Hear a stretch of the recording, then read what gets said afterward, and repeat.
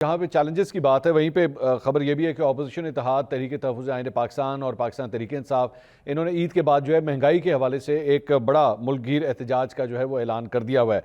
अब आप समझते हैं कि तहरीक जो है ये जो भी अपोजिशन ये तहरीक शुरू करेगी हुकूमत के लिए जो है वो एक बड़े मुआशी फैसले के ऊपर जो है किसी बड़े मुआशी फैसले के ऊपर उसे मजबूर कर सकती है? मुनीर फारूक साहब, सबसे पहले आप इसका जवाब दीजिएगा। मंसूर साहब, आइडियली तो ऐसा होना चाहिए कि हुकूमत मुआशी एक बहरान है जो हमारे मुल्क में है, ओवरऑल ग्लोबली भी इकॉनमी हिट हुई है, बट वैसे तो कोई भी अपोजिशन हो और अगर वो मजबूत हो तो उसको तो हुकूमत के नीचे हुकूमत के पाँव के नीचे जो ज़मीन है उसे गर्म कर देना चाहिए। बहुत ज़्यादा एक सियासी गर्मा गर्मी होनी चाहिए, तहरीक चलनी चाहिए और ये जेन्युइन मुद्दे हैं जिनके ऊपर चलनी चाहिए। लेकिन ट्रैक रिकॉर्ड के देखते हुए मुझे कोई इतनी उम्मीदें नज़र नहीं आ रही। देखिए, हमें प्रैक्टिकल साइड ऑफ थिंग्स को भी देखना है। इस वक्त मंसूर साहब, आप जानते ही हैं इन दिनों में कुछ 45 डिग्री की गर्मी पड़ रही है। ऐसी सूरत हाल में आप कौन सी तहरीक चला पाएंगे?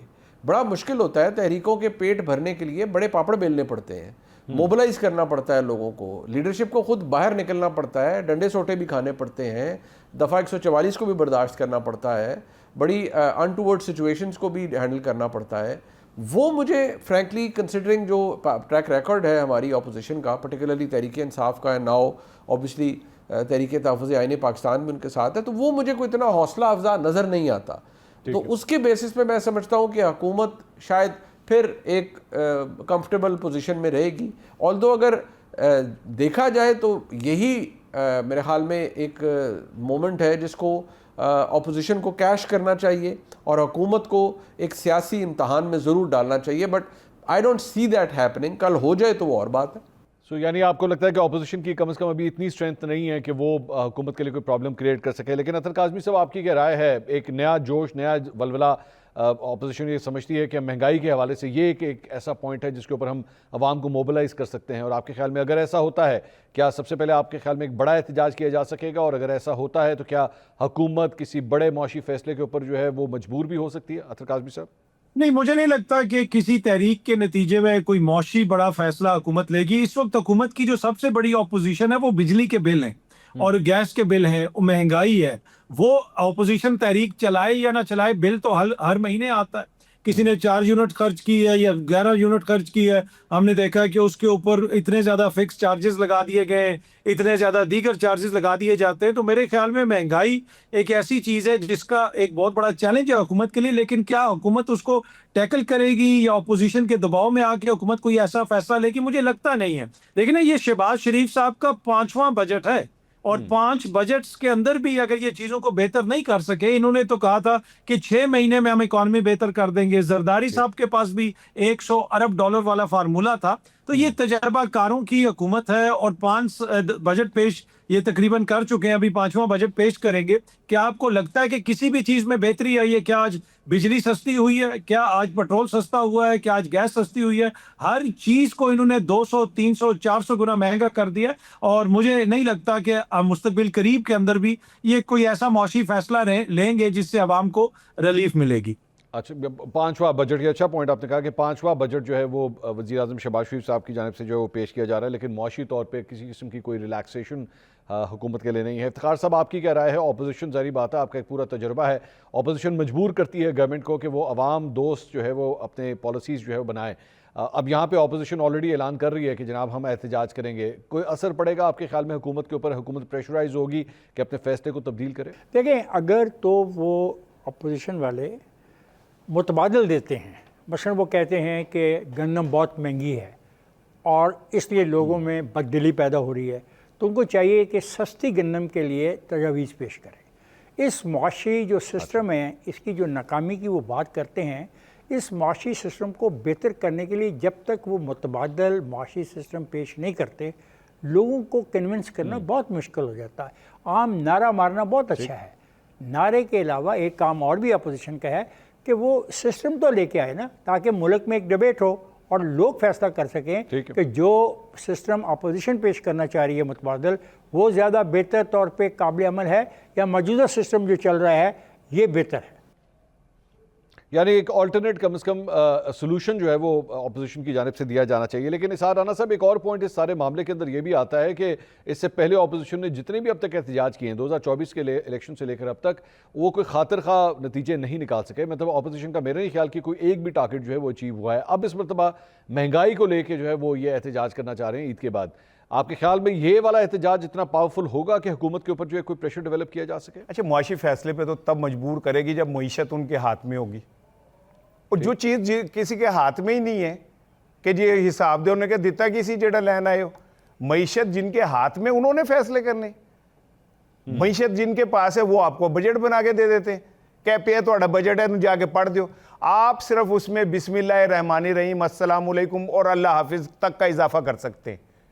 और किसी ने पूछा और चौधरी तेरे आमदन कितनी है और खर्चा क्या है तो बचता क्या है, उन्होंने कहा चौधरी कहना ही बचता है, बाकी कुछ नहीं बचता है। तो भाई इनके भाई इतना ही है, जितना ये कर रहे हैं वो आपके सामने। अच्छा, अब मुजम्मिल साहब आपसे पूछना चाहूँगा, ये आपके ख्याल में जिस तरह राना साहब कह रहे हैं कि बचता सिर्फ यही है कि उसके नाम के साथ चौधरी लग जाता है, लेकिन आपके ख्याल में हुकूमत जो है वो परेशान हो सकती है इस एहतजाज को लेके जो ईद के बाद प्लान किया गया है, और इससे कोई हुकूमत की पॉलिसीज़ में कोई तब्दीली देख रहे हैं आप? देखिए, उसमें स्ट्रेटजी का बहुत बड़ा मसला है, क्योंकि हमेशा से जो पीटीआई और जो बाकी अपोजिशन पार्टियां, उनका जो बुनियादी इख्तलाफ जो अब तक रिजॉल्व नहीं हुआ, जो मुझे लगता है वो ये है कि क्या 1 पॉइंट एजेंडा लेकर आना है खान साहब की रिहाई का, या फिर ओवरऑल आपने एक बात करनी है कि इलेक्शन का फ्रेमवर्क तय कर लें, या अगले इंतखाबात के लिए क्या कोड ऑफ कंडक्ट तय किया जाए, ट्रूथ और रिकन्सिलिएशन कमीशन बना दें, कैदियों की रिहाई हो जाए, असीरान की रिहाई हो जाए। तो कंटेस्टेड बात यही रहती है। सुहेल आफरीदी साहब भी मल्टीपल टाइम्स ये कह चुके हैं कि हमारा सिर्फ एक एजेंडा है कि खान साहब की रिहाई होनी चाहिए, बाकी सारी चीज़ें बाद में आती हैं। तो ये महंगाई का मसला तो पख्तूनख्वा के अंदर भी है, पंजाब के अंदर भी है, हर जगह है। वहाँ पर भी 9.3 का अनएम्प्लॉयमेंट रेट है KPK में, जो सबसे ज़्यादा है इस पॉइंट के ऊपर। तो बात यह है कि उसके लिए, उस कामयाबी के लिए आपको बैकडोर राब्ते करने पड़ेंगे, बिकॉज प्रेशर एग्जर्ट करके अगर कुछ होना होता तो तकरीबन 250 से 300 एहतजाज तो इन्होंने कर लिए हैं पिछले 3 से 4 सालों के अंदर। लेकिन उसका रिज़ल्ट क्या निकला है कि आज सबसे ज़्यादा कम स्पेस है पाकिस्तान तहरीक इंसाफ के पास। पार्लियामान के अंदर जो कुछ हुआ, जिस तरह बल्ले का निशान उनसे लिया गया, बाद में स्पेशल सीटों का मामला आपके सामने है, वहाँ से भी उनकी इरेडिकेशन हो गई। तो बड़ा पॉइंट यही है कि वो जो अप्रोच लेते हैं वो कितनी प्रैग्मेटिक होती है और किस तरह से दरमियानी रास्ता निकालने के लिए टेबल पे बैठने को तैयार होते हैं। तो जो नारेबाजी हैं, जो रेडिकल बयानात हैं, उससे नुकसान ही होगा। अगर कोई ना कोई वो चाहते हैं कि पार्टी के लिए स्पेस क्रिएट हो, वो सड़कें बंद होने से नहीं हो सकती। ओके, गरीदा फारूकी साहब, आपकी क्या राय है? क्या आपके ख्याल में ऑपोजिशन के पास अब वो स्ट्रेंथ आ गई है जिसकी, मतलब महंगाई का वो एक इशू जिसके ऊपर एक्चुअली वो एक बड़ा एहतजाज कर सकते हैं और हुकूमत के ऊपर जो है वो प्रेशर डेवलप कर सकते हैं? नहीं जी, ऑपोजिशन तो वैसे ही, पाकिस्तान तहरीक इंसाफ तो वैसे ख़त्म शुदा होकर रह गई है। अब कब से ख़त्म शुदा है वो तो। और अचकज़ई साहब जो हैं वो तो बस मेरा ख्याल है कि वक्त गुजारी के लिए ऑपोजिशन लीडर हैं। वो आज गए या कल गए, पीटीआई वैसे उनसे खुश नहीं है। पीटीआई के किसी धरने में वो नहीं होते, किसी जलसे जुलूस में वो नहीं होते, किसी रैली में वो नहीं होते। उनका किबला अलग है, पीटीआई का किबला अलग है। कभी कभार वो प्रेस कॉन्फ्रेंस करते नज़र आ जाते हैं। सोशल मीडिया पीटीआई का उनके ख़िलाफ़ है। तो अपोजिशन तो ख़ुद आधी तीतर और आधी बटेर है। उसका तो ना कोई सर है ना कोई पैर है। तो वो तो मेरा ख्याल है कि ये भी ईद, कौन कितनी ईदों से हम सुन रहे हैं कि जी बस ईद के बाद अभी आपने सुना होगा कि जी वो रिहाई फोर्स बननी है। वो छोटी ईद से लेके बड़ी ईद आ गई, वो रिहाई फोर्स खैबर पख्तूनख्वा में इमरान खान की नहीं बन सकी। उसमें 1 लाख बंदा ही पूरा नहीं हो सका, KP के अंदर से 1 लाख बंदा पूरा नहीं हो सका। तो ये तो हाल है ऑपोजिशन का। तो इस ऑपोजिशन से आप तवक्को करेंगे कि वो शहबाज शरीफ के ख़िलाफ़, इस हुकूमत के ख़िलाफ़ या बड़े ताकतवर हलकों के ख़िलाफ़ जो है वो मार्च करेंगे। और महंगाई के ख़िलाफ़ करना होता, महंगाई के ख़िलाफ़ तो आज से 6 महीने पहले करते, आज से 3 महीने पहले करते। 3 महीनों में कितनी पेट्रोल की कीमतें बढ़ गई हैं, अज़ाब हो गया आवाम का जीना। लेकिन ये ऑपोजिशन जो है ये बिल्कुल वो जो शेख रशीद कहा करते थे ना, सत्तू पी के सो रही है। तो ये तो फ्रेंडली ऑपोजिशन लगती है, ये तो शहबाज शरीफ की बी टीम लगती है, ये वाली ऑपोजिशन। अच्छा, चले मैं अगले सवाल की तरफ चलता हूँ। आपने कहा कि जनाब ये बी टीम लगती है, लेकिन एक और टीम भी बन रही है, लग इस तरह है कि जैसे बन रही है, और वो है पाकिस्तान तहरीक इंसाफ और पाकिस्तान पीपल्स पार्टी के दरमियान बढ़ती हुई क़ुरबतें। ख़ासतौर पर खैबर पख्तूनख्वा में जिस तरह हमने देखा कि चीफ मिनिस्टर KP और गवर्नर KP फैसल करीम कुंडी साहब दोनों ने मिलकर एक प्रेस कॉन्फ्रेंस की, उससे एक बहुत बड़ा सिग्नल गया। मतलब एक ज़माने में KP के अंदर जो है वो गवर्नर और CM के दरमियान क्या कुछ होता था जब गंडापुर साहब जो है वो CM थे। आपके ख्याल में इससे इस इत्तेहाद को आगे बढ़ता हुआ आप देख रहे हैं, कोई बड़ी चीज़ डेवलप हो सकती है? आपके ख्याल में हुकूमत जो है वो इससे घबराहट का शिकार हो सकती है? मुजम्मिल साहब, सबसे पहले आप जवाब दीजिए। देखें, उसमें यह है कि जितना आगे पीटीआई ने हमेशा से ये पॉलिटिक्स की है, आगे जाके पीपल्स पार्टी और नून लीग के ख़िलाफ़ और जेयूआई के ख़िलाफ़, इवन मौलाना साहब के ख़िलाफ़ जो नारेबाजी हुआ करती थी कंटेनर से, वो भी आपको याद होगा।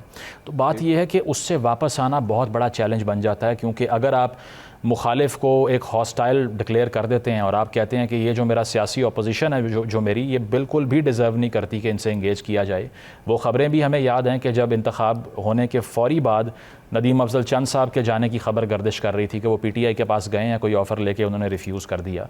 तो मेरा ख्याल है तब भी पीपल्स पार्टी के कुछ सर्कल में ये बात हो रही थी कि अगर PMLN को बाईपास कर दिया जाए और ये दो पार्टियाँ मिल जाएँ। लेकिन चैलेंज यही आता है कि अगर चोर डाकू की पहले दिन से रिटोरिक हम सुनते आ रहे हैं पीटीआई की तरफ से, तो अब इसको डिफेंड कैसे करेंगे पब्लिक के सामने कि ये जो अलाइंस अगर हो जाती है, अव्वल तो होगी नहीं मुझे लगता है, लेकिन अगर हो जाती है तो इसका डिफेंस पेश करना बहुत मुश्किल है, जिस तरह मौलाना साहब का डिफेंस पेश करना मुश्किल था, क्योंकि आप जिस संगीन नौयत के इल्ज़ामात लगा चुके हैं उसके बाद में क्रेडिबिलिटी हर्ट होती है कि पार्टी का पहले दिन से जो बुनियादी एजेंडा था वो इन्हीं पार्टीज़ के ख़िलाफ़ था। अगर इन्हीं के कैंप में चले गए तो वोटर लूज़ कर देंगे। तो ये डबल एजेड स्वॉर्ड है, क्योंकि एक तरफ आपको अलाइंस भी चाहिए, दूसरी तरफ अलाइंस की तो जो आपका अपना इन ग्रुप है, जो सपोर्ट ग्रुप है, वो भी डिस्टर्ब हो जाएगा। तो इसीलिए मेरा नहीं ख्याल कि पीटीआई कंफर्टेबली ये कर सकती है। इफ्तिखार साहब, same question, Pakistan peoples party और पीटीआई की बढ़ती कुर्बतें क्या हुकूमत के लिए कोई बड़ा चैलेंज साबित हो सकती हैं? इस मुल्क में हुकूमतें हर वक्त ही घबराहट का शिकार रही हैं, तो मेरे नहीं ख्याल है आपको ये सवाल इतना अहम है। चलें,